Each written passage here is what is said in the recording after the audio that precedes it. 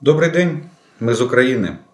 Я рад приветствовать вас на своем канале. Как всегда, приглашаю подписаться тех, кто еще не подписан, поставить лайк этому видео, тогда его смогут увидеть как можно больше людей.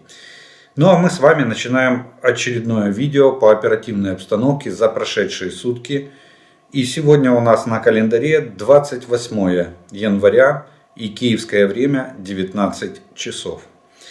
Итак, за прошедшие сутки ситуация сложилась следующим образом. Российские оккупанты нанесли 10 ракетных ударов, один из них по гражданской инфраструктуре города Запорожье, 26 авиационных ударов и произвели 81 огневой налет реактивными системами залпового огня, в частности по гражданским объектам в городе Очакове. Есть раненые и погибшие среди мирного населения, что очень прискорбно, к сожалению. Угроза авиационных и ракетных ударов остается по всей Украине. Противник продолжает вести наступательные действия на Бахмутском, Авдеевском, Новопавловском направлениях, на Купянском, Лиманском, Запорожском и Херсонском направлениях противник обороняется. За минувшие сутки подразделения сил обороны отразили атаки оккупантов в районах населенных пунктов Белогоровка Луганской области, Раздолевка, Красная Гора, Бахмут, Иванковская, Дружба, Водяная, Марьинка, Угледар Донецкой области. То есть горячие точки остаются у нас без изменений. На Волынском, Полесском, Северском и Слобожанском направлениях обстановка без существенных изменений. Наступательных группировок противника не обнаружено. На Северском направлении обстреляны из минометов районы населенных пунктов в Черниговской и в Сумской области. На Слобожанском направлении не прекращаются обстрелы населенных пунктов вдоль государственной границы Украино-Российской в населенных пунктах Харьковской области. На Купянском и Лиманском направлениях противник оказал огневое влияние по районам более чем 25 населенных пунктов. В остальном ситуация немножко успокоилась, активность немного поутихла боевых действий и идут обмены артиллерийскими ударами и позиционные бои. На Бахмутском направлении ситуация по Красной Горе и в Благодатном остается крайне тяжелая, напряженная, но пока окончательно сказать, на чьей стороне перевес, невозможно. Противник остановлен, продвижений за минувшие сутки нет. Но и ситуация тоже немножко поутихла. То есть интенсивность боевых действий немного спала. Оккупанты пытаются подойти к Николаевке и Васюковке. Имеют частичный успех. Вот здесь, на Бахмутском направлении, они немножко продвинулись вперед в направлении Николаевки и Васюковки. Противник продолжает штурмовать Сака и Ванцеты. Но успеха на данный момент не имеет.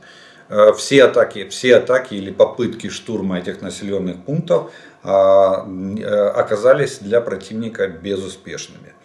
Продолжаются бои между Иванковской и Ступочки. Вот такая обстановка на Бахмутском направлении. На Авдеевском направлении все без изменений, и враг утих во многих местах. То есть на Авдеевском направлении на сегодня, за прошедшие сутки, наблюдаем снижение боевой активности со стороны противника. На Новопавловском направлении, в районе Угледара, оккупанты ценой больших потерь в личном составе пытаются продвинуться в районе верхних и нижних дач. Ситуация очень сложная, но контролируемая. Вооруженные силы Украины прилагают максимум усилий для сдерживания противника. На Запорожском направлении позиционные бои. Никто никаких наступательных действий никуда не предпринимал. Обмен огневыми ударами артиллерии. В общей сложности более 30 населенных пунктов на Запорожском направлении подверглись огневому воздействию со стороны артиллерии Российской Федерации. На Херсонском направлении обстрелы из реактивных систем залпового огня, ствольной артиллерии и минометов подверглись районы населенных пунктов практически вдоль всего правого берега Днепра на всю глубину досягаемости артиллерии российских войск. Наша артиллерия пытается вести контрбатарейную борьбу и подавлять огневые точки артиллерии противника. Настолько, насколько на сегодняшний день есть такая возможность. Авиация сил обороны за прошедшие сутки нанесла 8 ударов по районам сосредоточения живой силы, вооружения и военной техники противника, а также 1 удар по позициям зенитно-ракетных комплексов российских войск. Кроме того, наши воины уничтожили 1 самолет Су-25 за прошедшие сутки, вертолет Ми-8 и 2 беспилотника типа Суперкам. Подразделения ракетных войск и артиллерии сил обороны Украины за сутки поразили 2 пункта управления войсками, 2 позиции ПВО противника и 5 районов сосредоточения живой силы и техники противника. В Черном море на боевом дежурстве находится 14 вражеских кораблей, среди которых 2 носителя крылатых ракет. Как мы видим, идет тенденция к снижению количества носителей крылатых ракет. Но это еще пока не говорит о том, что там ситуация нормализуется. Общий зал этих 2 носителей может составить около 12 ракет. Вот такие военные события произошли на поле боя и за прошедшие сутки в Украине. Теперь немножко военно-политических новостей из числа тех, что происходит в Украине и вокруг нас. Продолжается танковый парад, как я уже и говорил, и в принципе, я так понимаю, что это еще не финал. Парад продолжается, и к странам, которые хотят поставить нам танки, присоединилась Канада. Министр обороны Канады Анита Ананд сообщила, что Канада передаст Украине 4 основных боевых танка Леопард-2 в версии А4. Также вооруженные силы Канады будут учить украинских военных управлять этими танками, сообщила заместитель председателя Верховной Рады Украины. То есть, видите, уже Канада присоединилась. И вот тут возникает логический вопрос, кто, сколько и чего передает Украине. И на сегодняшний день ситуация, я решил просто сделать такой сводный анализ и просто ознакомить. На сегодняшний день идет от более чем 300 танков. Это обещанная передача. Это те, которые часть из них мы уже получаем гарантированно, часть из них еще страны не определились с количеством. Так вот, количество танков примерно такое, которое должно быть передано в ближайшее время, то есть в ближайшие месяцы. Речь идет не о лето, осень и так далее. Речь идет о ближайших месяцах. За исключением, может быть, Соединенных Штатов. И то там были заявления, что в течение нескольких месяцев они готовы обучить наши экипажи и передать нам танки, которые были обещаны. Первое место, я в количественном по количеству тоже назову и в порядке убывания. Итак, Чехия 90 танков Т-72, Польша 60 танков РТ-91 Тварды. РТ я читаю в русской транскрипции. Я понимаю, что надо читать в латинской транскрипции,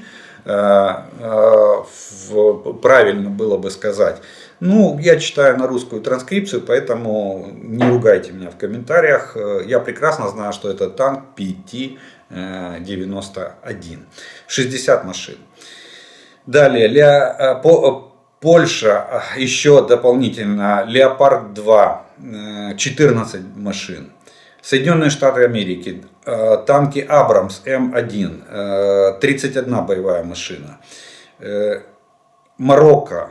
Танки Т-72 модернизированные, 30 машин, причем модернизация под сегодняшний день. Великобритания, Челленджер 2, 14 машин. Германия, Леопард 2, 14 машин, причем версия А6. Канада, Леопард 2, версия А4, 4 машины. Испания, Леопард 2, чуть меньше 20, так дается цифра. Финляндия, Леопард 2, 14 машин. Норвегия, Леопард 2, чуть меньше 8 машин. Окончательно еще, это вероятное количество, окончательной цифры еще нету. Португалия, Леопард 2, 4 машины. Франция, AMX 10RX. Это, его называют колесный танк. Кстати, я вчера ошибся, он не 155, я оговорился, он 105 мм, пушка у него 105 мм. Вот. Так вот, их заявлено было 30, но на сегодняшний день окончательная цифра неизвестна. И Франция планирует нам передать танки Леклерк, это французские танки, тоже количество на сегодняшний день неизвестно. Мы ждем решения от правительства Франции или от заявления от Эммануэля Макрона. Нидерланды, Леопард 2, 18 машин. Швеция, Леопард 2, количество неопределенное пока. И Стритсваген 122, тоже пока количество не определено. В разных источниках была разная информация, там говорили от 4 до 12 танков.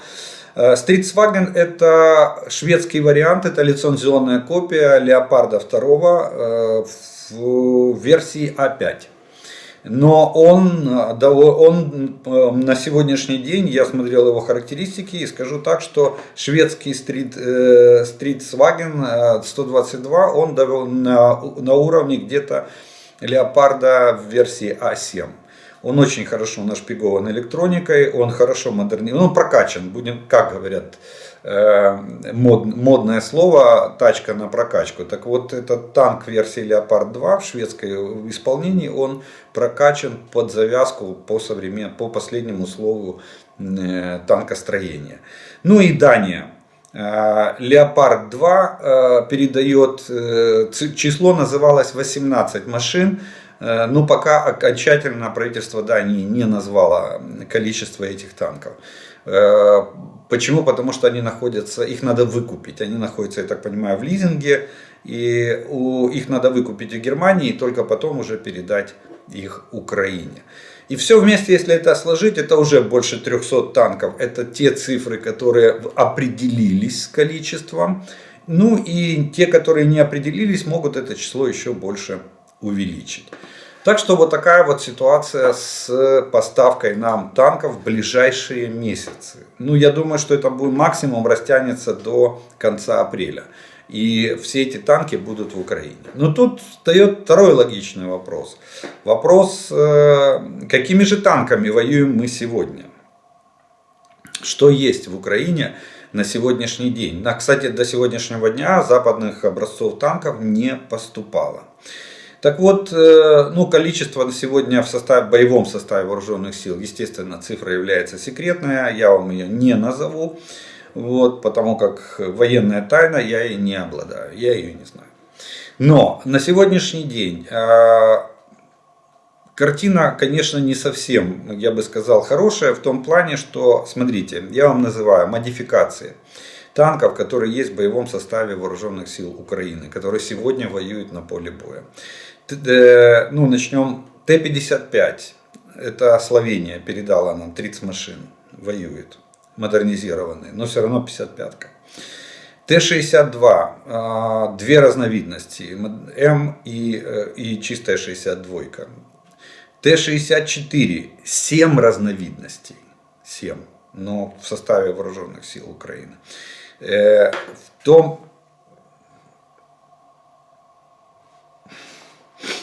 Т-72, 5 разновидностей, различные варианты.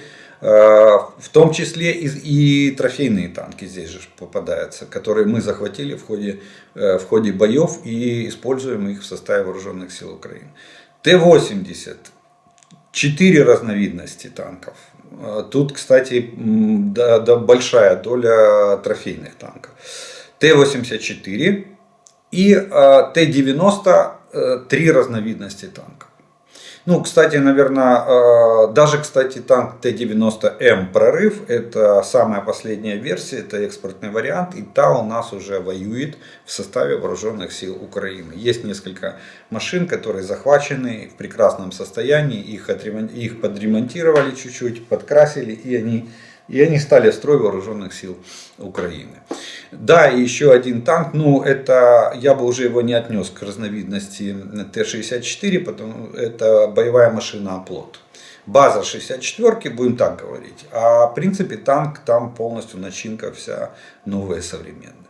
Теперь смотрите, заявленная передача танков, что нам передадут? Это вот я вам по количественному составу сказал, теперь говорю по маркам. Абрамсы М1А2, это довольно хорошая последняя модификация. Кстати, нам их обещают сдать с завода новыми. Челленджер 2, Леопард 2 версии А4, Леопард 2 версии А6 и РТ-91 Тварды. Это польская версия Т-72. Ну, PT, PT, если в латинской транскрипции. Далее, еще могут быть переданы нам танки, которые западного производства. Это из пока что не объявленных по количеству, но уже заявленных в желании передать нам эти танки. Это шведский вот этот Stradwagen 122, это лицензионная копия Леопарда 2 версии А5. Леопард 2 в версии А5 тоже нам готовы передавать. Кстати, по-моему, Германия может дополнительно дать. Франция Леклерки готовит к передаче, пока не знаем сколько. Великобритания может дать нам танки Challenger 1. Также нам может завод-производитель танков «Леопард» может нам передать целую партию, там звучали даже цифры, до 180 машин могут передать «Леопард-1». И Италия, кстати, присоединилась, я вчера вам говорил об этом. Нет, вчера была Испания, наверное, вчера Италия вечером только появилось сообщение о том, что Италия готова Ариетте, свои итальянские танки, тоже передать Украине. Они сейчас определяются. Кстати, вчера итальянский парламент проголосовал окончательно и утвердил завершил все процедуры по утверждению военной помощи Украине до конца 2023 года, включая и вооружение. Так что вполне возможно, что мы еще увидим, во-первых, услышим в ближайшее время и увидим у себя на полях сражения Ариетте, итальянские танки. Вот такой вот пирог, я бы так сказал, танковый пирог, многослойник. У нас есть сегодня из советских танков, я вам перечислил.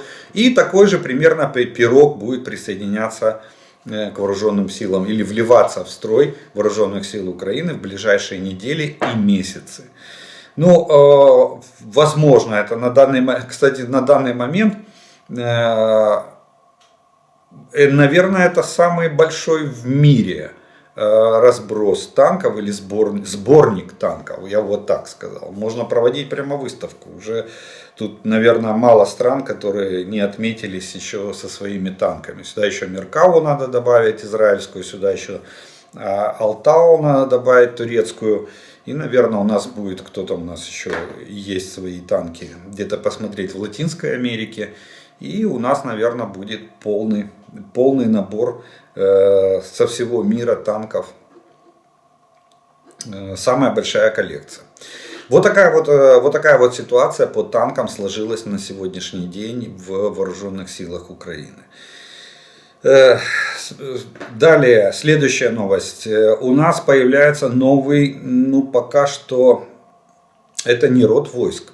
Это, я бы так сказал, разновидность подразделений, которая, кстати, может стать в ближайшем будущем, может стать родом войск. И о чем идет речь? Главнокомандующий Вооруженных сил Украины генерал Залужный принял было заседание Ставки Верховного Главнокомандующего, и он утвердил создание ударных рот беспилотных летательных аппаратов. То есть в составе Вооруженных сил Украины появляются отдельные роты, которые будут оснащены БПЛА и различного вида, различного характера, и будут наравне с огневыми или другими подразделениями будут принимать участие в боевых действиях Вооруженных сил обороны Украины. Вооруженных сил Украины. Тут задействованы несколько министерств: Министерство обороны, Генеральный штаб, Госпецсвязь. И в рамках проекта, проект называется «Армия дронов», создан координационный штаб с ключевыми министерствами и службами для полноценной реализации проекта. Это необходимо, чтобы воплотить ряд ключевых реформ и масштабировать производство БПЛА, чтобы обеспечить ими силы обороны Украины. Но уже прошел отбор военнослужащих. В эти роты уже формируются, люди у них есть, дроны уже первые появились. Некоторые приступили, роты будут иметь дроны и боеприпасы к ним, а также будут иметь отдельные каналы спутниковой связи. То есть они будут работать абсолютно автономно, вне всех систем. Вклиниться туда и помешать будет практически невозможно. Так вот, Министерство обороны активно принялось за выполнение этого проекта «Армия дронов». И на сегодняшний день 16 государственных контрактов уже подписано украинскими производителями беспилотных летательных аппаратов. Министерство обороны Украины в 2023 году увеличит закупки БПЛА для вооруженных сил Украины. Учитывая потребности и запросы украинской армии, в 2023 году на этот сегмент должно быть направлено около 20 миллиардов гривен. Так что об этом шла речь тоже на совещаниях представителей Министерства обороны, Генерального штаба и ответственных разработчиков и производителей БПЛА. Так что наполнение этих рот беспилотниками уже возведено в ранг государственной программы. Это все заложено в бюджет, это финансируется, и сейчас, видите, 16 контрактов, массовые закупки. Я надеюсь, что оно все состоится, не так, как у нас бывает. Вы сейчас скажете, а где же коррупция? Коррупция никуда не делась. Я надеюсь, что здесь все-таки выполнение этих контрактов и насыщение дронами, оно произойдет хотя бы в какие-то разумные сроки и в тех объемах, которые необходимы. Вот такой новый вид вооружения появляется, и новые подразделения с таким назначением появляются в составе Вооруженных сил Украины. Далее мы получим, я вам говорил о том, что Италия и Франция договорились и решили передать нам комплексы САМП-Т, зенитно-ракетные комплексы. Там стоял вопрос, что Италия вроде как дает нам комплекс. Это совместный итало-французский, то есть эти две страны вместе его разрабатывали. Обошелся он там просто нереальных денег. И стоит он тоже нереальных денег. Он даже, по-моему, дороже, чем этот самый Patriot. Но это полный аналог Patriot. Это европейский вариант Patriot. Я бы так даже сказал. А может быть даже и получше. Это противоракетный комплекс дальнего радиуса действия до 100 километров поражения. Тоже предназначен для борьбы с баллистическими ракетами противника. Там стоял вопрос, что Италия вроде как нам дает комплексы, там несколько батарей, а Франция дает ракеты. Так вот, сегодня пришло сообщение, что они все-таки договорились между собой, и они нам дают этот комплекс, и к нему дают 700 ракет. Учитывая коэффициент полезного действия этого комплекса, он составляет где-то порядка 0,8-0,9, то есть 80-90%. сбития составляет этим комплексом. То есть 700 ракет, считайте, это порядка 600 целей этот комплекс может сбить. То есть одна ракета, одна цель. Вот такой вот комплекс получит Украина. Это помимо комплексов Patriot. Кстати, хочу отметить, что он тоже работает он должен работать для того, чтобы быть эффективным по баллистическим целям, должен работать с всеми видами разведки в режиме онлайн. Что, я думаю, нам обеспечат наши западные партнеры, которые поставляют эти комплексы. Как Соединенные Штаты с Патриотом, так и Италия и Франция. Следующее. Международный трибунал для российских преступлений может появиться уже к лету. Об этом сообщил заместитель государственного секретаря Соединенных Штатов по политическим делам Виктория Нуланд. По ее словам, США работают над этим вопросом совместно со странами Большой Семерки и Украиной. Рассматриваются разные модели механизма. Мы знаем, что парламентская ассамблея Совета Европы приняла постановление, и Россия наравне с Белоруссией будут осуждены Международным трибуналом за военные преступления в Украине. Соединенные Штаты отреагировали и присоединились к этому процессу. Великобритания будет проводить совещание на уровне министров юстиции стран, которые войдут в коалицию. А я думаю, что все 50 стран войдут в коалицию. То есть большая двадцатка, большая семерка, страны Европейского Союза, страны НАТО. Как во всех этих. Я не удивлюсь, если к нему, это открытый трибунал, поэтому к нему могут присоединиться все страны, которые только пожелают. И появление самого трибунала, то есть смотрите, в марте в Лондоне пройдет вот это совещание министров юстиции, где они, я так понимаю, определяют критерии. И к лету трибунал появится. О чем это говорит? Это говорит о том, что летом Украина может уже начать передавать материалы в международный трибунал. То есть Нюрнбергский процесс для России и Белоруссии начнется с момента создания этого трибунала. А именно, как заявила Виктория Нуланд, к лету текущего года. То есть через несколько месяцев трибунал начнет работу в плане изучения материалов дела. Ну и дальше подача иска и суд. Так что готовьтесь, Герасимовы, Шойгу, Лукашенко, Путины, все будете там. Если не очно, так заочно. За вами останется шлейф в истории военных преступников, как за нацистскими преступниками. То есть вы сели с ними на одну скамейку подсудимых. Следующее. В партии Шольца. Мы знаем, что Олаф Шольц представляет основную партию, или партию, победившую на выборах. Это союз ХДС-ХСС. Так вот, в партии Шольца назвали законным освобождение Крыма и других территорий германскими танками. То есть то, что Россия там пыталась, что как же так, Крым это Россия, а видите, даже в Германии, в партии, социал-демократической партии Германии, так она называется, ее генеральный секретарь Кевин Кюнард заявил, что об отсутствии ограничений по территориям, которые Украина может освободить с помощью немецких танков. Об этом сообщает немецкое издание NTV. Так что никаких вопросов нет. Крым это Украина, и леопарды могут смело заходить в Крым и освобождать территорию Украины в границах 1991 года. Так что готовьтесь, встречайте. Я имею в виду кто там в Крыму. Скоро мы будем его освобождать. Далее, в Чехии, по привычке советской, старой. В Чехии сегодня проходят выборы президента Чехии. Помните, там был пан Земан, который очень благоволил к Путину.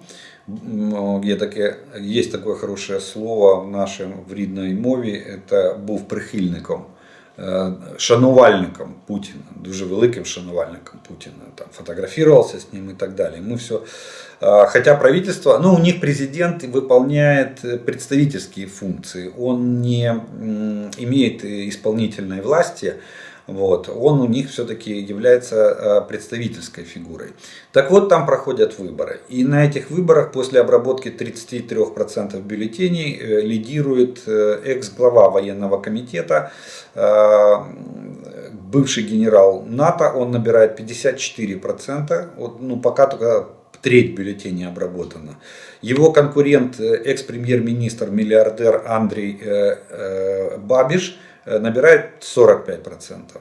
Вот. Ну вот этот Павел, фамилия его, он всегда был сторонником поддержки Украины. Вот. Так что даже мы надеемся, что результат, что он все-таки, что он победит, у него очень хорошие шансы, он идет впереди, он лидер гонки. Ну еще надо подсчитать 66% бюллетеней. Вот, и, естественно, мы получим еще как бы в лице Чехии, ее президента точнее, вновь избранного президента, у нас есть все шансы получить нового сторонника Украины, который вместе с правительством будет держать курс на поддержку Украины. Ну и на пасашок такое объявление, как всегда, приготовил самую интересную новость, вишенка на торте. Украина ждет от партнеров 24 современных истребителя. Об этом сообщает издание «Эль Парис». Спикер командования воздушных сил Украины Юрий Игнат подчеркнул, что приоритетом для Украины являются американские истребители F-16. Однако также рассматриваются французские боевые самолеты «Рафаэль» или шведский «Гриппен».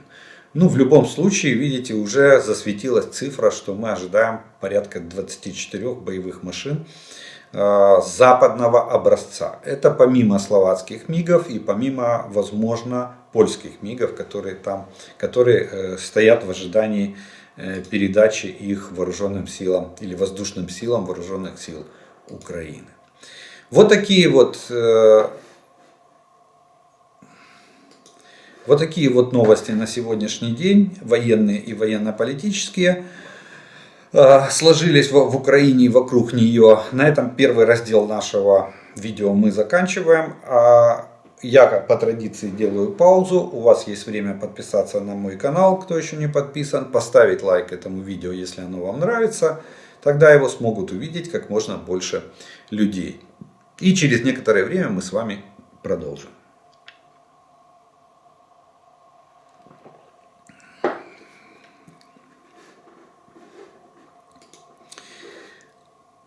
А продолжить я хочу вот по поводу информации. Смотрите, я вчера озвучил информацию по поводу Витебской бригады. Это не вопрос, это просто информсообщение. Витебская бригада, которая воюет на запорожском направлении, и там по заявлению мэра Мелитополя. Я же не с потолка взял информацию. Во многих телеграм-каналах была его информация о том, что там есть белорусы. И, кстати, скажу так, что белорусы есть, независимо в Витебской бригаде или нет, но не военнослужащие белорусской армии. Нет, они есть наемники из Беларуси, люди, которые подписывают контракт с частными военными компаниями и едут воевать на стороне Российской Федерации. Наша разведка это отмечала, еще летом мы это отмечали. И летом даже была цифра о том, что порядка 13 тысяч белорусов подписали контракты с различными компаниями частными, в основном с Вагнером, для участия в боевых действиях в Украине, против Украины. Но вот люди подсказали, спасибо зрителям огромное, написали, смотрите, 38-я отдельная гвардейская мотострелковая, Витебская, ордена Ленина, краснознаменная, ордена Суворова бригада, это вооруженные силы Российской Федерации, Амурская область. Она дислоцируется. Поэтому там видели вот эти шевроны этой Витебской бригады. Вот. Так что и еще одна справочка сюда же вдогонку. Это что тоже дали об этом пишет телеграм-канал Insider.ua. Они написали, что значит так, по поводу белорусов под Мелитополем. Есть большая вероятность того, что местные, о которых говорит мэр Федоров, могли заметить шевроны Витебской бригады, которая по факту является не подразделением вооруженных сил Беларуси, а подразделением войск Российской Федерации, которая базируется в Амурской области. Ну, то есть, вот вам, пожалуйста, два источника, поэтому я надеюсь, мы нашли понимание, что Витебская бригада не имеет отношения к белорусским вооруженным силам, а это вооруженные силы России, Восточный военный округ, Амурская область. Вот я надеюсь, на этом мы исчерпали. Но то, что я сказал, что белорусы нанимаются, подписывают контракты в качестве наемников, этот факт неоспорим. И летом даже звучали цифры. Я им в открытом информпространстве Украины цифры я их вам назвал. Ну что ж, ну а дальше мы приступаем к ответам на вопросы. И первым вопросом сегодняшнего дня будет следующий. Пожалуйста, какая из реактивных систем залпового огня самая опасная в Российской Федерации? Град, Ураган, Смерч, Санцепек или ваш вариант? Моего варианта уже не осталось, потому что вы перечислили практически все РСЗО, которые есть у Российской Федерации. Ну, кстати, Санцепек, Буратино, Санцепек, Тосочка, это же вот три разновидности. Примерно одного и того же. Это тактическое огневое, тяжелое огневое средство. Вот. Я бы, наверное, его и оставил на первом месте по опасности. Почему? Потому что это средство, оно хоть обладает самой малой дальностью, там, от 6 до 10 километров, ТОС-2 или ТОСочка, она у них не пошла еще в серию, и если они есть в металле, то они в единичных экземплярах. Вот она 15 километров должна стрелять, а остальные там Санцепек, по-моему, до 10 и Буратино до 6 километров. Кстати, Буратино мы практически не встречаем тоже на просторах Украины, а вот Санцепек иногда попадается. В чем его особенность? Его особенность в том, что эта система применяет термобарические боеприпасы, то есть объемного взрыва. И укрыться от этих боеприпасов, эффективность этого оружия, будем так говорить, она самая высокая среди всех перечисленных. На втором месте я бы поставил, наверное, Град. За счет темпа стрельбы полсекунды выстрел. Это соответственно, полсекунды разрыв. С таким темпом внезапно на огневую позицию обрушили, на район сосредоточения обрушивается, там, допустим, залп одной установки Град, это 40 снарядов, 20 секунд. За 20 секунд 40 снарядов рвется примерно там на небольшом участке территории. Это очень мощно. Но здесь укрытая живая сила и укрытая техника, она уже Град не так страшен, потому что она не пробивает. Если взрыватель не стоит на замедленное действие, то даже воронок от систем Град не остается. Это чисто как минометная мина, она действует на осколочного действия.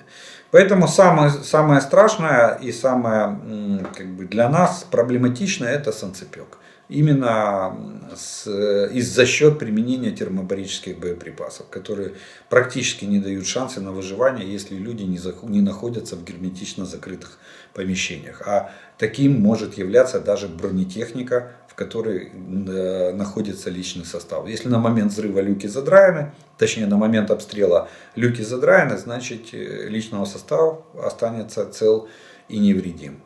Если люки открыты, то тогда очень большой вопрос, кто и выживет ли. Следующий вопрос. Смогут ли 320 обещанных нам танков помочь освободить нам юг и выйти на границы 23 февраля? И сколько нужно танков, чтобы выйти на границы 91 года? Остановитесь, как говорил Янукович из Ростова, или когда он, в одной из своих интервью во времена Майдана. Остановитесь. Дай бог, чтобы эти 320 танков помогли нам в оборонительной операции. Сейчас сроки сдвигаются, и, скорее всего, массированное наступление может начаться уже весной. Вряд ли Россия будет готова там. Сейчас они атакуют, сейчас они наступают, но наращивание темпов идет очень медленно. Видите, они сейчас сбавили темп. Поэтому уже там Институт изучения войны говорит о том, что до 6 месяцев может продлиться вот эта наступательная операция, что Путин готов еще растягивать войну на полгода как минимум. Поэтому дай бог, чтобы эти 320 танков, обещанных нам, во-первых, пришли вовремя. Они пришли, как сказал в одном из своих интервью Владимир Зеленский, наш президент, что если они придут в августе, то они уже ничем не помогут нам. Это будет уже очень поздно. Вот, чтобы они пришли и помогли. Нас главная задача сейчас провести оборонную операцию, нанести максимальные потери российским войскам. Вот, если мы это сделаем, эту задачу выполним, тогда мы с вами начнем говорить о контрнаступлении. И тогда будем гадать, мы будем с вами гадать, выбирать направление, а в генеральном штабе там четко высчитают, определятся и будут ждать подходящего момента, чтобы это контрнаступление провести. Поэтому эти 320 танков, дай бог, чтобы помогли нам успешно провести наступательную операцию. Вы не забывайте, что половина из этих танков это танки советского образца. Это в основном Т-72, модернизированные в различных версиях, более-менее к сегодняшнему дню. И, кстати, 72-ки идут в первую очередь. Их не надо экипажи переучивать, мы просто их сразу ставим в строй. Так что они уже в феврале месяц, я надеюсь, эти 72-ки уже будут в боевом составе вооруженных сил и будут выполнять боевые задачи на линии фронта. Поэтому с контрнаступлением подождите. Дайте генеральному штабу провести оборонительную операцию і максимально разгромить врага. В мене питання стосовно танків. Ми усі на початку війни сміялися, що росіяни наступають декількома модифікаціями танків. А це означає, що потрібно і відповідну кількість ремонтокомплектів возити по всьому фронту. У зв'язку з таким широкою номенклатурою танків, які нам передають, чи не створить проблеми з їх обслуговуванням, експлуатацією та ремонтом? Дякую за відповідь. Да, действительно, я должен подтвердить, что помню, как мы говорили, что в одном батальоне могло быть 3 роты с разными танками. И мы говорили, ой, как у них сложно с логистикой. Но, судя по той картине, которая сложилась сегодня в силах обороны Украины, я вам ее в разделе «Военно-политическая обстановка» я вам рассказал, но для нас это, я так понимаю, не такая уже большая проблема. А это зло не столь большой руки. Лишь стоит завести очки, как в басне Крылова было сказано. Так вот, мы же справляемся с артиллерией. Вы посмотрите на артиллерию. У нас артиллерия все то же самое, что с танками. К сожалению, мы не можем выбирать. На все, что нам дают, мы все берем. Но у нас вот по артиллерии, у нас есть, начиная там, кто у нас там первый? Первые у нас пришли 3 топора, да, М777. Потом у нас пришли Цезари, потом пришли Зюзанна, потом пришла Данна, потом пришла Зюзанна 2, потом пришли у нас, кто у нас был? FH-70 итальянские, потом пришли, что еще не сказал, крабы польские, потом пришли Панцергаубица 2000, потом пришли Л-100, Эльки 119, 105 миллиметровые. Сейчас к нам приходят АС-90. Сейчас нам приходит М109, но это не паладины, это там одна из версий М109. То есть, и все нормально. И стволы мы меняем, и орудия ремонтируем. Так что никаких проблем нету. Наша логистика, да, она получилась очень сложная, я с вами абсолютно согласен. Но только благодаря тому, что у нас народ такой сообразительный и очень грамотный, наши ремонтные подразделения осваивают и ремонтируют все виды артиллерии. Так что я думаю, что имея опыт ремонта и обслуживания артиллерийских систем, и, кстати, мы уже даже перестали возить панцерхаубицы 2000 в страны Балтии на обслуживание, теперь их мы будем возить в Польшу, а я думаю, что в ближайшее время, возможно, и на территории Украины будут они обслуживаться и ремонтироваться. Поэтому с танками мы разберемся. Только дайте. Поверьте, наши специалисты разберутся со всеми вот этими леопардами, челленджерами. Все, что дадут, все освоим, все будем ремонтировать, все будем обслуживать. Только бы были танки и боеприпасы.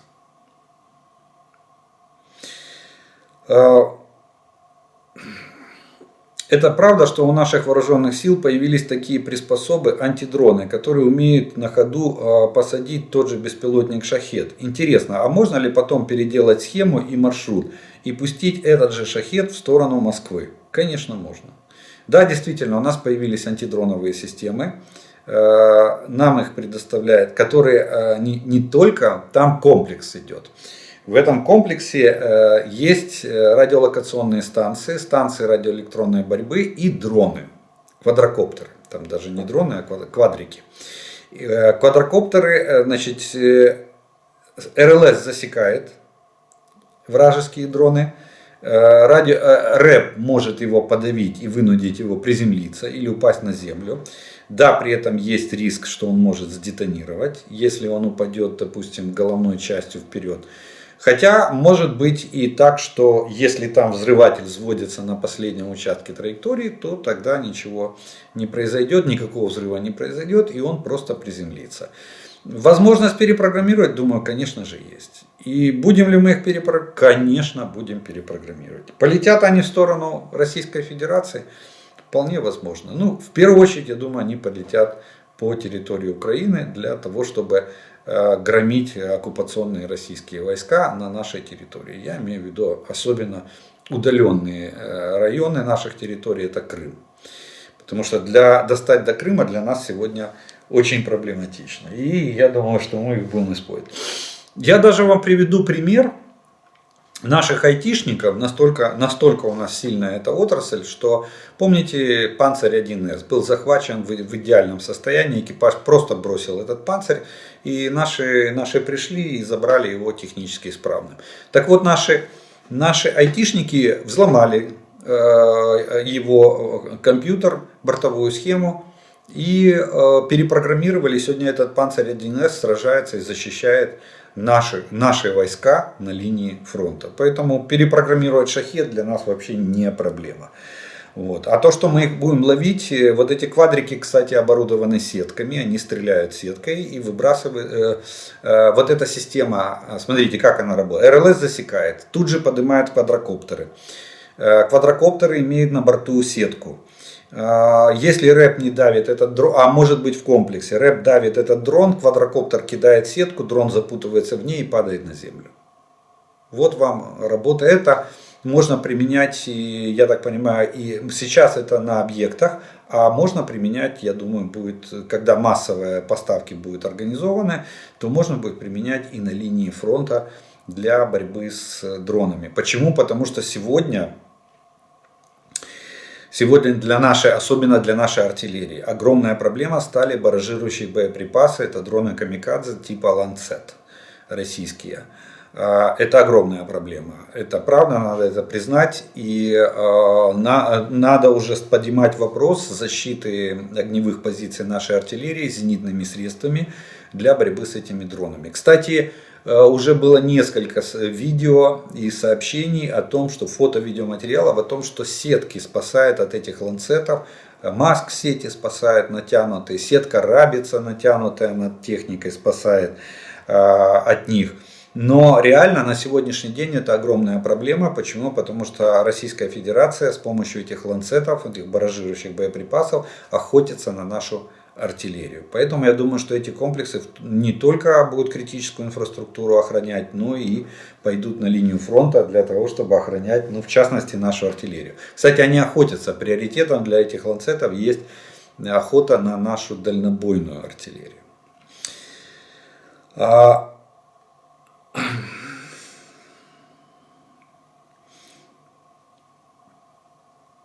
Так, следующий вопрос. Здравствуйте, расскажите, что такое урановая головка в снарядах и почему ее так боится Российская Федерация, называя грязной бомбой. Ну, смотрите, это там наконечники из объединенного урана и есть стержни. Или сам вот этот подкалиберный боеприпас, он представляет собой небольшого диаметра стальной стержень, там где-то в районе, по-моему, 50 миллиметров его диаметр. Вот. И он изготавливается, либо его наконечник, либо он сам изготавливается с применением объединенного урана. Он применяется как наиболее твердое вещество, там нет радиации, нету. Но слово уран, да, у нас у всех ассоциируется с чем? С радиацией. Мы все привыкли, что на атомной станции урановые стержни, там, точнее нет, топливные элементы из урана, там, они излучают радиацию, вообще уран это из урана делают там атомные бомбы там, и так далее и тому подобное. Поэтому слово уран. Россия манипулирует общественным сознанием, мировым общественным сознанием, что типа они знают, что к западным танкам применяются вот эти боеприпасы с урановыми сердечниками. И урановый сердечник не останавливает никакая российская броня. Все, это стопроцентное поражение танка. Это как от Джевелина. Ничего не спасает, ни активно-реактивно, ни дополнительные средства защиты, ни эти курятники из арматуры, которые они там варят над башнями своих танков, нифига не спасает. Джевелин, если уже правильно навели, пустил и забыл. Все, забыл его, и Джевелин забыл, и танк забыл. Вероятность поражения практически 100%. Практически надо быть криворуким оператором, чтобы промахнуться. Ну, во всяком случае, там, я не знаю, какие критерии должны быть, чтобы промахнуться Джавелином в танк. Вот то же самое, вот эти с объединенным ураном сердечники стальные, они пробивают любую броню. То есть у российских танков нет никаких шансов против этих сердечников. Именно поэтому для России это огромная проблема. Вот как для нас сейчас ланцеты они сделали проблемой в артиллерии, да, то же самое для них эти... Поэтому Россия, цепляясь за слово уран, сразу говорит, ага, уран, значит радиоактивность, значит грязная бомба. Нет, в объединенном уране нет радиоактивного излучения, нет радиоактивных веществ. Вот, поэтому они такой вой на болотах и подняли. Вот, что называют грязной бомбой, там практически приравнивают это к применению ядерного вооружения, тактического ядерного оружия. Ну, оно вообще даже к микроядерному оружию оно не имеет никакого отношения.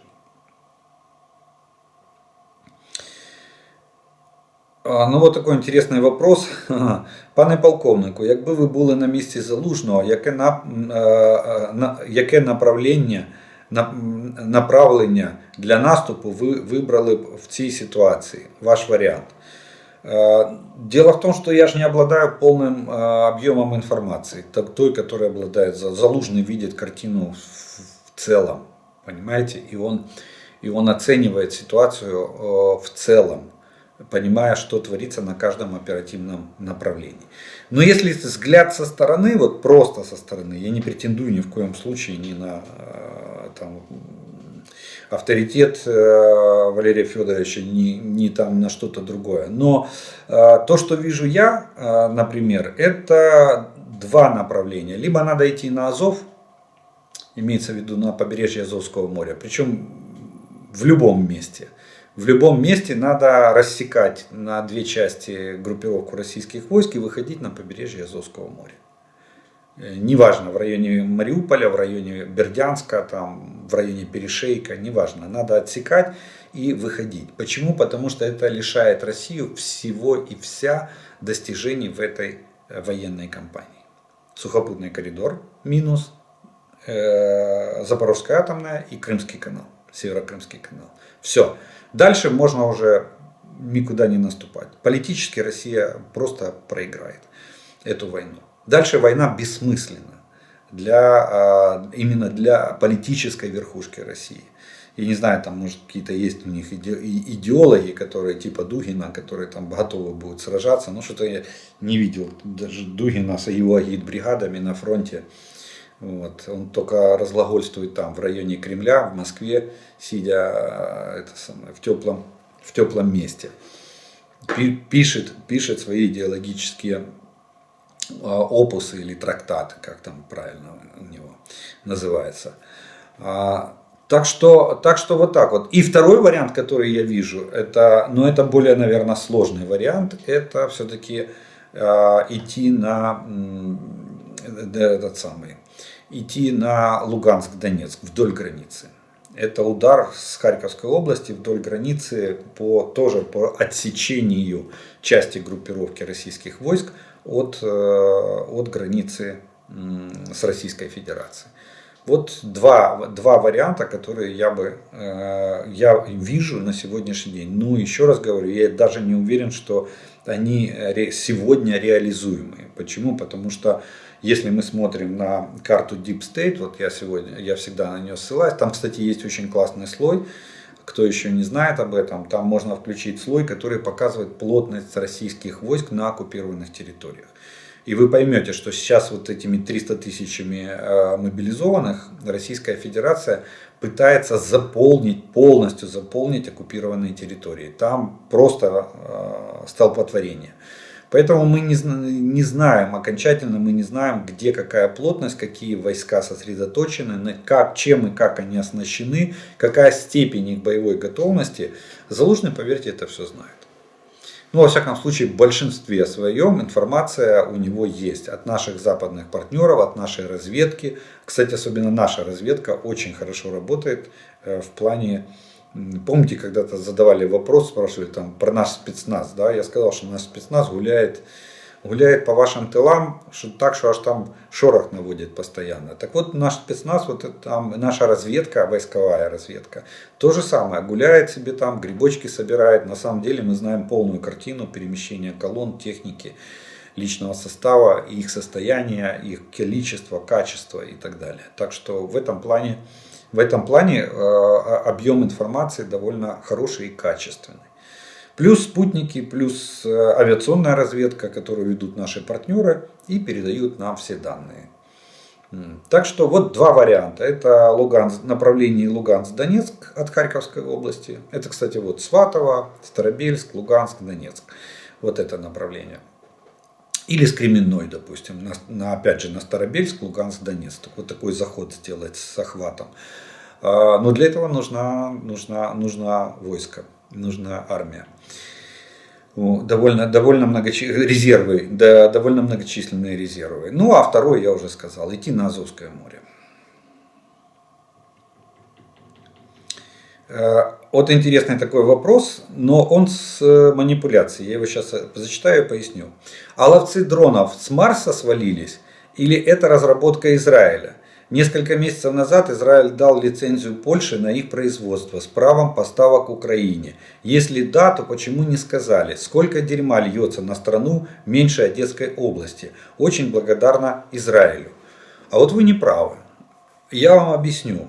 Да, вот эти дроны, которые антидроны или антидроновые комплексы, да, действительно это разработка Израиля. Но Израиль действительно, Польша купила на рынке у Израиля лицензию. И не для Украины она ее покупала. Вот тут не надо манипулировать. Лицензия с правом продажи. То есть Польша в первую очередь покупала эти комплексы для себя с правом их продажи. Это значит, что Польша не должна спрашивать у Израиля, кому и сколько этих комплексов продавать. Польша построила завод. Польша наладила производство этих систем. И решила, что их можно продать Украине. И Украина начала получать эти системы. Не манипулируйте понятиями. Израиль, как стоял на позициях не предоставлять оружие Украины, так и стоит. И Израиль ничего не разрешал Польше передавать Украине или не передавать. Польша выкупила это право вместе с лицензией на право производства этих комплексов. Поэтому никто не льет никакой грязи. Давайте не будем на Израиль. Израилю можно выразить благодарность за их гуманитарную помощь. Израиль нам дает гуманитарку, продовольствие, медикаменты. Израиль нам предоставляет оборудование для полевых госпиталей. Низкий поклон им за это и огромная благодарность. Израиль нам дает медиков, врачи без границ, под маркой этой международной организации, они помогают нам медицинским персоналом, особенно врачами.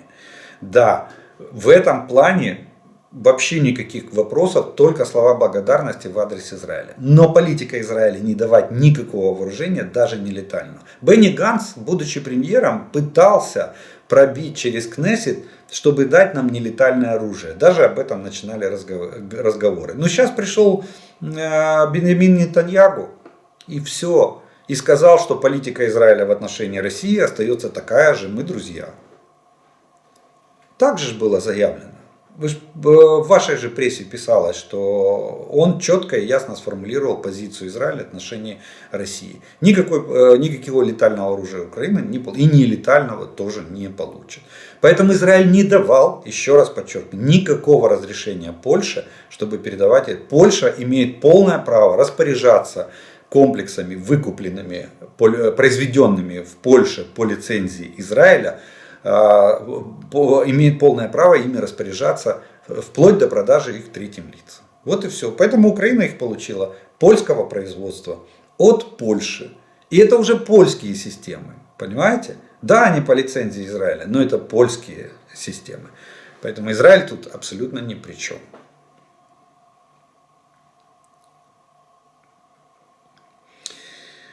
Моє питання. Якщо ми не можемо бачити старт запуску балістики, то як ми бачимо, що взлетіли стратегічні бомбардувальники? Це ж так далеко. Чи це інформація від наших партнерів? Дякую за відповідь. Перемога за нами. И то, и другое. Дело в том, что вы же забываете, что у нас есть средства радиотехнической разведки. Вы знаете, что наша, допустим, станция Кольчуга и ее аналоги может видеть на 800 километров. Она пассивная. И когда взлетают самолеты, она видит, как они взлетают. Вот когда пускает ракету, она может не увидеть, потому что размер самолета и ракеты, представляете, да? И ракета не дает такого сигнала, такого излучения в момент ее пуска. Я надеюсь, что... плюс наши партнеры, вы абсолютно правы, наши партнеры, у которых там всевидящее око на околоземной орбите, так называется, кстати, система всевидящее око, которую создали американцы, спутниковая, она покрывает весь земной шар. Мы видели в открытом доступе работу этой системы, когда американский спецназ ликвидировал Усама бен Ладена. Вот эти кадры в прямом эфире, в режиме онлайн, с нагрудных камер спецназовцев, которые ворвались в дом и ликвидировали Усама бен Ладена, вот это и есть система всевидящее око. То есть космическая разведка Соединенных Штатов, стран НАТО, плюс наши средства радиотехнической разведки. Еще раз напомню, Кольчуга видит на 800 километров, но видит самолет, не ракету. А вот всевидящее око система может увидеть пуск ракет. И, кстати, я очень надеюсь, что мы это скоро начнем получать такие данные в режиме онлайн. Почему? Потому что вот эти зенитно-ракетные комплексы типа Patriot и типа SAMP-T, это его аналог европейский, они именно и борются с баллистическими ракетами только когда они работают в комплексе с космической разведкой, которая дает данные в режиме онлайн. Вот спутник может увидеть пуск ракеты. С борта того же самолета Ту-22М3 ракеты, допустим, «Кинжал», которую Россия считает гиперзвуковой. Вот ее спутник засекает, и об этом сразу же знает Patriot или SAMP-T. И тут же наводит противоракету. И тогда есть время, они могут успеть рассчитать точку встречи, когда противоракета может перехватить вот эту ракету «Кинжал». Тем более, что она летит по баллистической траектории, тем более, что и она никуда не сворачивает с этой траектории. Она во время старта себя откорректировала и пошла на цель по математически просчитанной траектории, с соблюдением законов баллистики. Вот поэтому, да, поэтому я надеюсь, что скоро мы увидим. А сегодня мы можем видеть, да, мы видим, что взлетает с Мачулинщи в мочилищах взлетает МиГ-31. А, кстати, наша «Кольчуга» классифицирует воздушные цели. Это первый, наверное, аналог таких РЛС пассивного типа, который имеет возможность классификации целей. То есть они, увидев цель, могут примерно сказать, что это за цель. Самолет, ракета, и если самолет, то какой? Транспортный, боевой и так далее и тому подобное. Поэтому мы знаем, что взлетает там МиГ-31 или что-то такое ему подобное. Или какой-то другой, так, зацепил. Вот, или какой-то другой летательный аппарат. Следующий вопрос.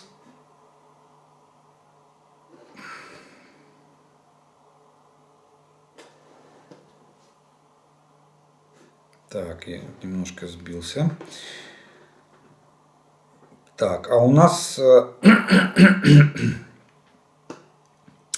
ну еще один, давайте, такой небольшой вопросик, который тоже наверняка очень многих волнует. Почему? Потому что довольно необычная головная часть у ракеты встретилась. Это второй случай за всю войну, за 11 месяцев полноценных массированного вторжения российских войск в Украину. И именно что это из себя представляет. Доброго дня. В останньому обстрілі по Україні була застосована ракета Х-55 з імітатором ядерної бойової частини. Розкажіть детальніше, як вона діє, сильніша руйнівна сила чи ні? Дякую. Да, действительно, второй раз за все это время, первый раз это было летом, по-моему, если я не ошибаюсь, или осенью, когда были вот массированные ракетные удары, была сбита ракета Х-55, у которой головная часть была имитатор ядерной головной части. Но она не имеет руйнивной силы, она не разрушительна, в ней нет боевого заряда в этой головной части.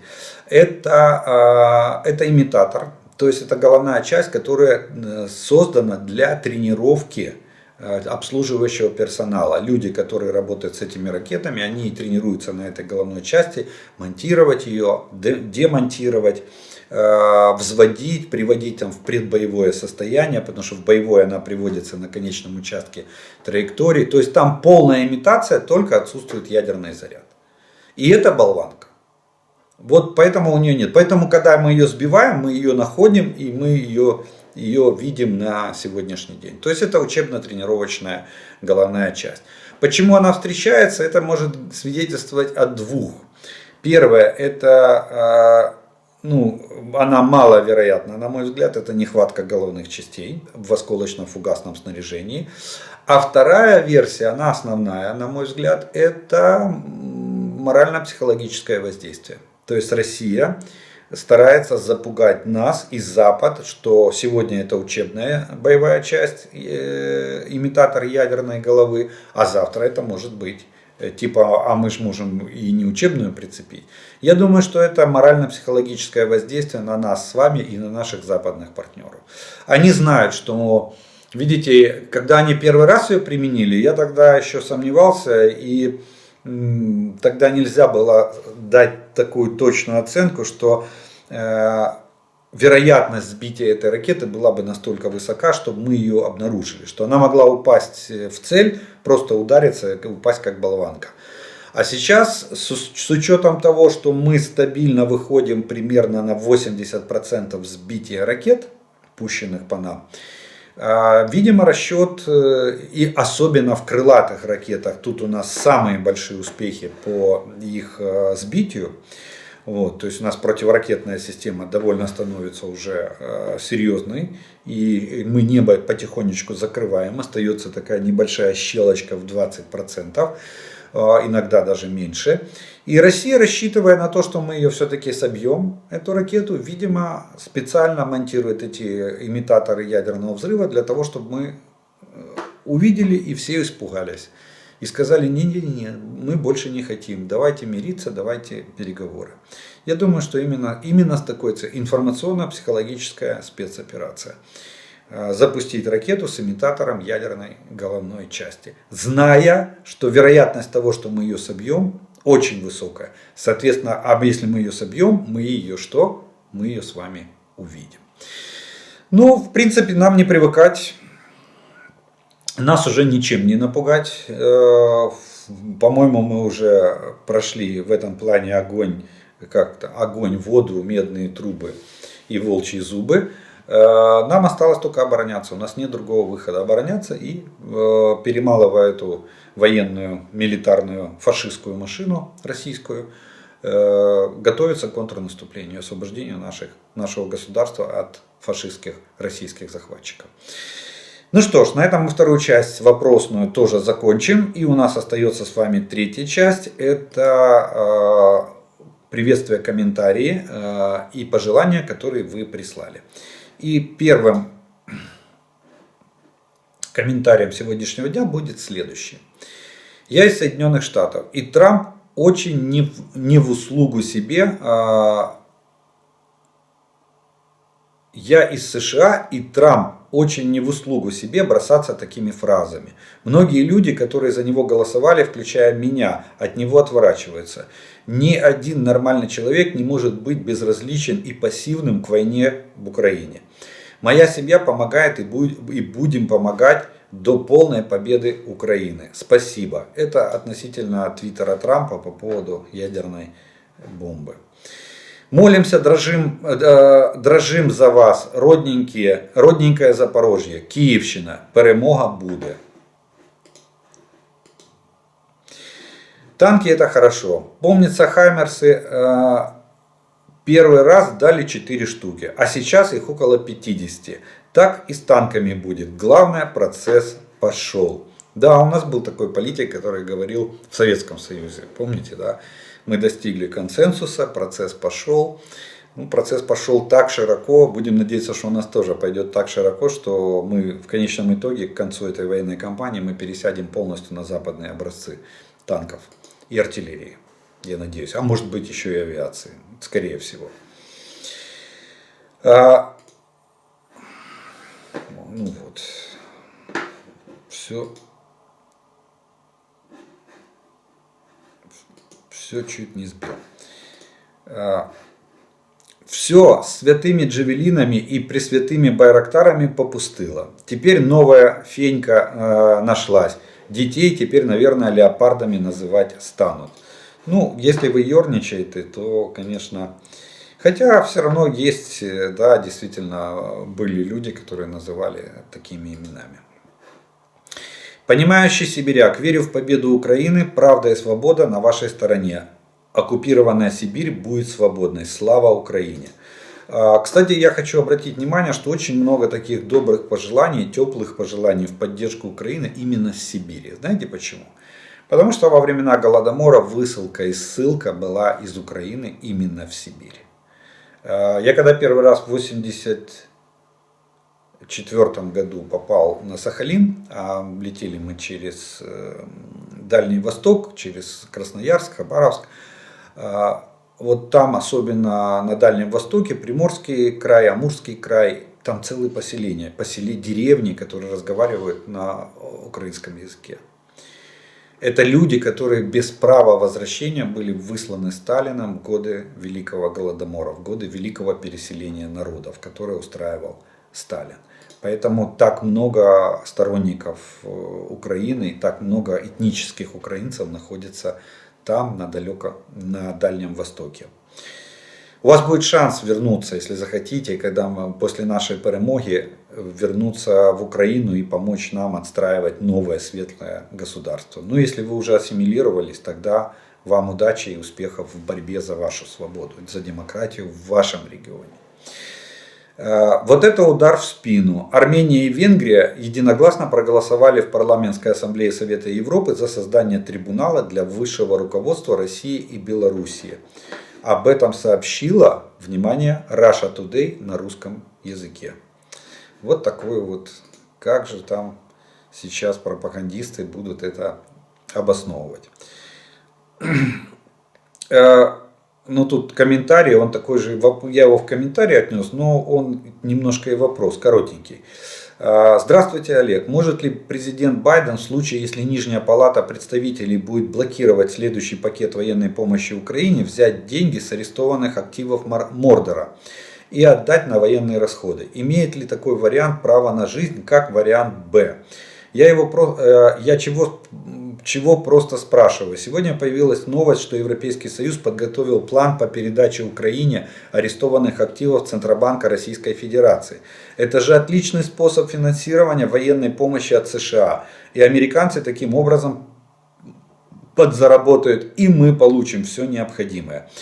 Вы абсолютно правы, я думаю, что это уже не просто план Б, это план В уже. Почему? Потому что, смотрите, во-первых, Джо Байдену не надо проходить ни верхнюю, ни нижнюю палату Конгресса США. Уже проголосованы, в бюджете эти деньги заложены, 45 миллиардов, это сумма до конца текущего года на военно-техническую помощь Украине. То есть он просто расходует эти деньги, они уже проголосованы, они уже утверждены. Далее, план Б у него есть до 1 октября текущего года действует процедура ленд-лиза. Она прописана, она проголосована, и президент Байден имеет полное право задействовать ее в любой момент. Здесь никакого голосования, согласования ни с кем не надо. Нужно только решение президента. И план В, вы абсолютно правы. Кстати, Соединенные Штаты и Министерство финансов США тоже разрабатывают механизм изъятия вот этих замороженных активов, принадлежащих Российской Федерации, и олигархам, или не олигархам, а лицам, физ и юрлицам, которые попали в санкционный список в результате того, что они поддерживают политику Путина в отношении Украины. Так вот, там сейчас разрабатывается, также в Европе разрабатывается механизм изъятия этих доходов. Одна из статей расхода может быть это репарации. За счет этих денег будут выплачиваться Украине репарации, потому что деньги это российский капитал, принадлежит он частным лицам или юридическим лицам, или государству Российская Федерация, неважно. Но они рассматривают это как компенсацию репараций для Украины, это первое. И второй момент, да, действительно, это может быть рассмотрено как оплата военно-технической помощи, то есть за российские деньги, изъятые у России, Запад, Европа или Соединенные Штаты после разработки механизма могут оплачивать поставки вооружений в Украину. Вполне реальный, вполне возможный варіант. Передаємо вітання з Канади, Торонто. В нашому метрополітені вже зняли банери з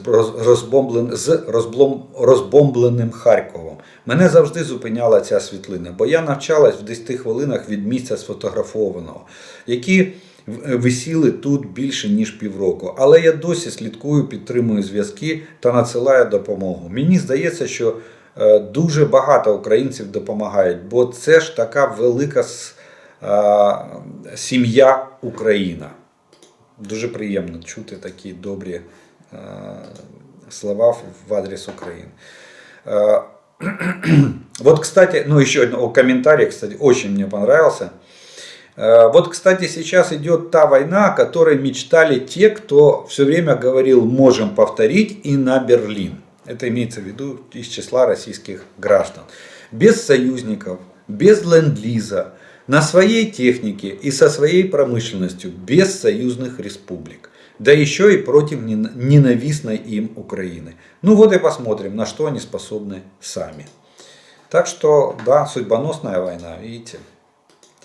Война народов. Захарова, знаете, такое должностное лицо, она голос Министерства иностранных дел Российской Федерации. Чуть не сказал пресс-офицер. Хотя они там, может, все ФСБшники, не знаю. Вот. Так вот, она сделала заявление. Германия не имеет морального права поставлять технику для убийства русских. Представляете? То есть убивать украинцев в Украине, бомбить украинские города, это морально. А вот помогать украинцам защищаться от этого это аморально. Забавное у русских понимание слова мораль. Вот такой вот комментарий написал один из зрителей. Добрый вечер из Гамбурга. Украина не Россия. Задайте в интернете украинское посольство в Гамбурге и российское. Так вы увидите разницу. А разница в том, что как и вся Россия, так и посольство огорожено решеткой несколько раз. ГУЛАГ или вольер для народа с вертухаями. 70% разведчики в посольстве. А вот украинская, как и все остальные, выглядят как обыкновенные здания. Даже внутри все достойно. Слава вооруженным силам Украины. Ну и что ж, на этом мы с вами третью часть тоже закончим. Я благодарю вас за ваше внимание, что вы досмотрели до этого момента. Огромная благодарность спонсорам и тем, кто поддерживает канал. Благодаря вашей помощи и поддержке у меня есть возможность записывать эти видео и доносить для вас эту информацию. Тем, кто еще не подписан, я приглашаю подписаться на мой канал, поставить лайк этому видео, тогда его смогут увидеть как можно больше людей. Ну а мы с вами продолжаем верить вооруженным силам України. Перемога за нами. Слава Україні!